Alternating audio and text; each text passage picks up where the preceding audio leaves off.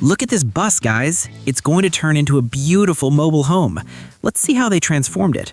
In today's video, I'll take you on a journey with a very talented builder and his team as they turn a small old school bus into a stunning camper and a beautiful tiny home that runs entirely on solar power. But first, if you're new here, don't forget to subscribe to Craft Wilder DIY channel. And if you like the video, hit that like button. Let's go. In the beginning, they start unscrewing all the bolts of the old hydraulic lift that was installed in the bus. It's useless for them now and takes up a lot of space, so he uses a crane to dismantle everything and get it out of the bus to create more usable space. After that, they start removing all the screws and breaking up all the old wooden flooring to ensure there's no mold underneath, because they're starting everything from scratch. They remove every single bolt in the vehicle to make the space as wide as possible, as you can see here. In the next step, he begins grinding down all the bolts on the interior walls because he's going to strip it all down, empty it, and remove all the old insulation to start completely fresh. He moves outside and uses a heat gun to remove all the old stickers and adhesive that were on the bus. Now, as you can see, he's removing all the old rusted iron because later he'll install brand new metal and seal the whole vehicle correctly. He climbs to the top of the bus to the opening where the old window was. He cleans it, paints it with insulation, and fits a plastic piece because he'll install the air conditioner there in a later stage. He rivets it into place. Now we see him bringing the electric sander to sand the entire metal floor of the bus to get it perfectly clean, and he's also polishing all the interior metalwork. Now he enters the stage of checking all the wiring in the bus, choosing what to keep and what to remove if it won't be useful later.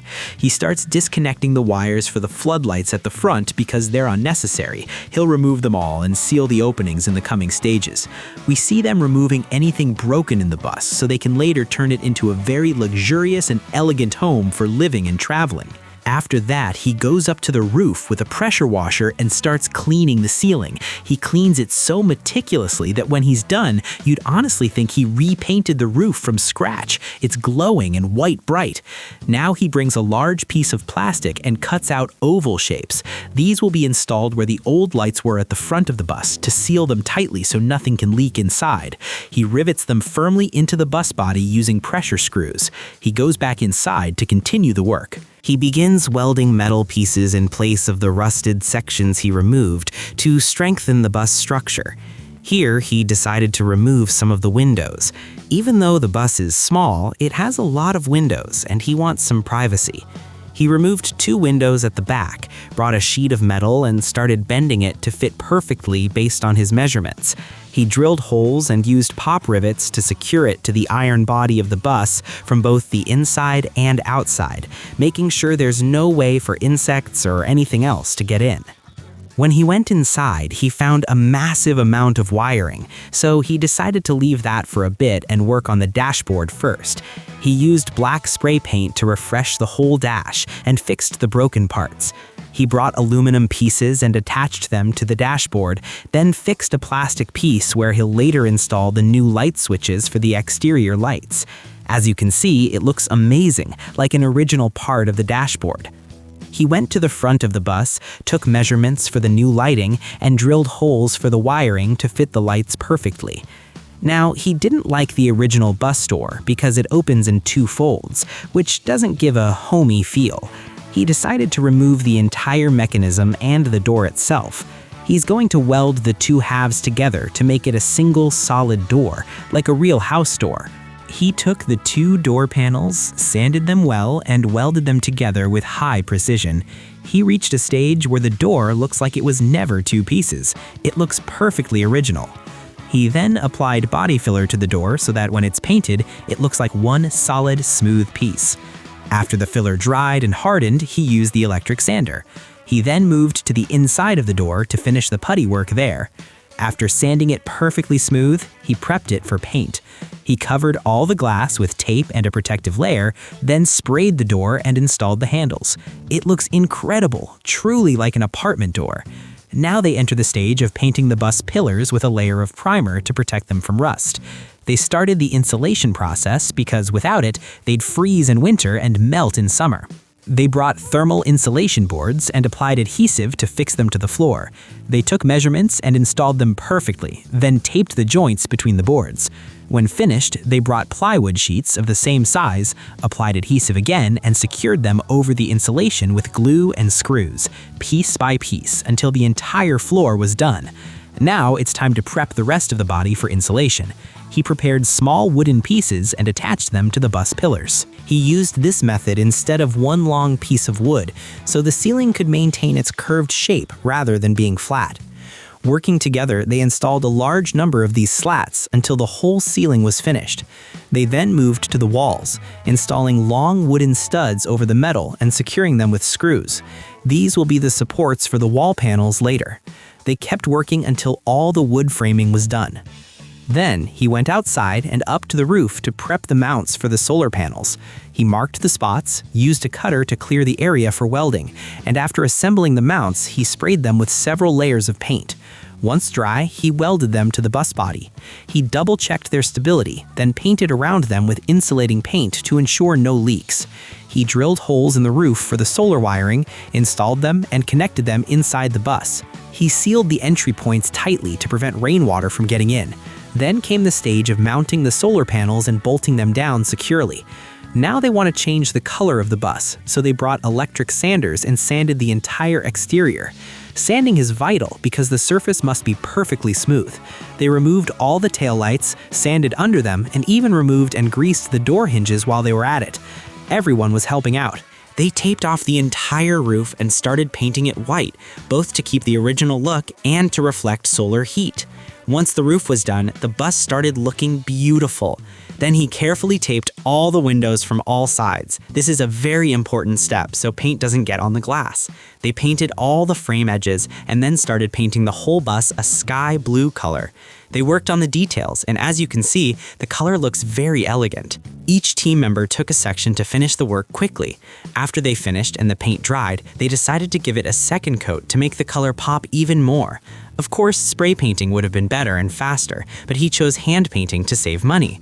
When they finished the whole exterior, they reinstalled everything they had removed, like the bumper and the plastic grille. Honestly, it looks amazing. Here is the before and after. He decided to take it out for a test drive on the road. Now he's going to install the roof vent fan in that plastic spot he prepared earlier.